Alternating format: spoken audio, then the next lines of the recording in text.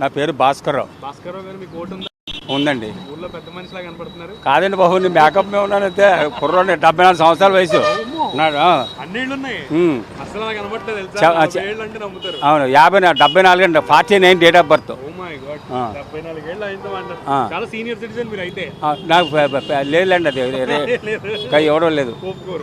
సరే, మరి ఓటు ఉంది కదా. అవునండి. ఓటు ఎవరికి వేద్దాం అనుకుంటారు? నేను జగన్కి వేస్తాను. జగన్ గారు గుర్తేంటో?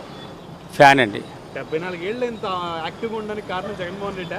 కాదులేండి, నాకు ఒక అభిమానం, అంటే రాజశేఖర రెడ్డి అభిమానం, తర్వాత అంతకుముందు నుంచి కాంగ్రెస్ అభిమానం. అంటే గుర్తేంటి? ఎన్నికల గుర్తండి. ఫ్యాన్ అండి, సీలింగ్ ఫ్యాన్. అవునండి. నా పేరు దుర్గా అండి.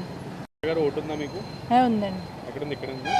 ఆలమూరు అండి. ఓకే, మరి ఈసారి మంచి ఎవరి చేస్తే వాళ్ళకండి. ఈ 5 ఏళ్ళు మంచి జరిగిందా లేదా? జరిగిందని అనుకుంటున్నాను. మరి జరిగిందంటే మొన్నటిసారి మరి ఎవరు గెలిచారు? అన్నయ్య, జగన్ అన్నయ్య గారు గెలిచారు. జగన్ గారు గుర్తేంటో? ఫ్యాన్ అండి. ఫ్యాన్ గుర్తుకేస్తే మంచి జరుగుద్ది అనుకుంటున్నారు. జరిగింది, జరుగుద్ది అనుకుంటున్నారు. అన్న, మీ పేరు? నా పేరు ఇల్ తాతాజీ అండి. తాతాజీ గారు, మీకు ఓటు ఉందా? ఓటు ఉందండి. మండపేటలోనే ఉందా? మండపేటలోనే ఉందండి. మండపేటలోనే. అవునండి. మరి ఎన్నాళ్ళ నుంచి చేస్తున్నారు ఓటు? ఓటు సుమారుగా ఒక 5-6 సార్లు నుంచి చేస్తున్నాండి. ఎమ్మెల్యేగా 5-6 సార్లు నుంచి వేస్తున్నామండి.